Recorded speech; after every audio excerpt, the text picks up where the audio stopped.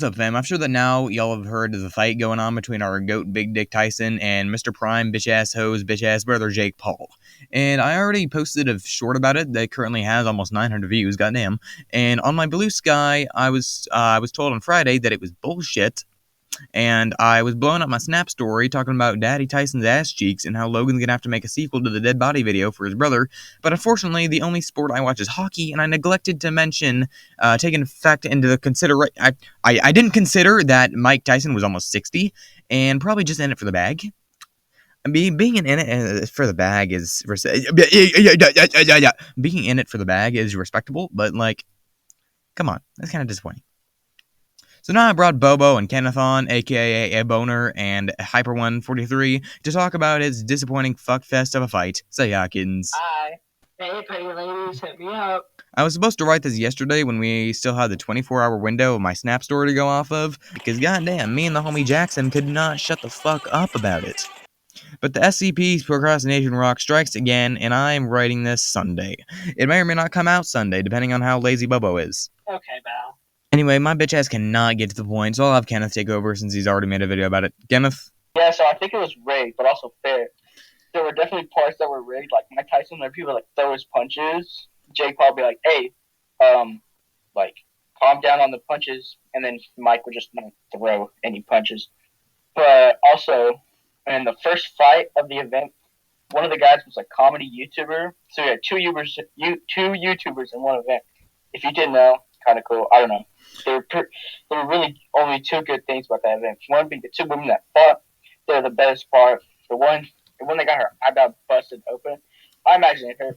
I feel like Whitney shouldn't have won that, to be honest. But yeah, I stayed up till 12 just to watch Jake lose, and then he didn't. Oh God, the only reason his bitch ass. Excuse me, I'm not finished. Like I was saying. Okay, yeah, you wanted to see Jake lose. Oh my God, let me do what I need to do. Is that the Tyler the Creator reference? Shut up, Bobo. Like I was trying to say before.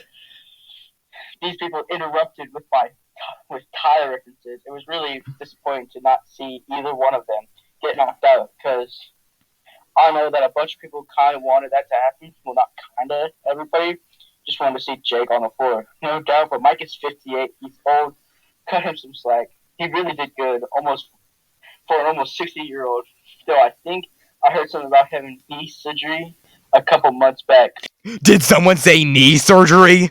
Knee surgery is so BBG core. Alright, guys, that's enough. Was that not the script of the TikTok you made yesterday? I ain't writing new stuff, so if it ain't broke, don't fix it. Fair enough. Bobo, you got anything to say before we move on? I'm single and I'm ready to mingle. Ladies, hit me up. Screw Jake Paul, screw Logan Paul. I do think that it was rigged. I heard a lot of shit about it being fake, which does make sense, especially when you look at Mike Tyson and how he's just idly standing there the whole time, barely moving. If it was real, bro really needs to work on his footwork. I know he's retired, and I hate to say that about an old man, but like, fuck, he was really stiff. I'm pretty sure he was just doing it for the bag, as mentioned before. Like, come on, dude. When I first saw it, I was pretty certain that Mike was just like really old and tired, but like after going back and remembering like his training that he posted on Snap and stuff, like it had to be staged. There is no way he went from training like an absolute beast to being the old wheelchair girl from SpongeBob, the chocolate episode. Chocolate. And I think that if it was scripted, Jake Paul went a bit off script because he was actually throwing some good punches at Tyson that looked like they hurt, while Tyson was eating his gloves and leaning into punches just to get some money. Jake did have a point.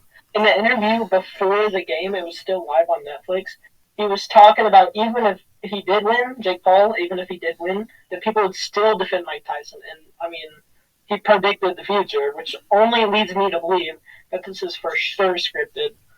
I mean, it only makes sense. I would like to talk about the fights before the Jake Paul and Mike Tyson one, but I need to talk about how Netflix was bullshit with connecting people. I'll get to that later, though. Also, a quick side note here. I think it was really funny how whenever Jake rolled up in his fuck-ass Bugatti, everyone started booing him. Serves his fuck-ass, bitch-ass, future child predator-ass, pubic hair on his head looking ass. Right, yeah, never mind. I'm gonna make a whole different video about this ugly, misogynistic piece of shit and his fuck-ass boy toy Confederate brother. Oh, God, they got me fucked up. I'm about to crash out. First crashed out, so I'm going to go over the whole Netflix connection thing. So everybody came to Netflix for the Jake Paul Mike Tyson fight, as we all know.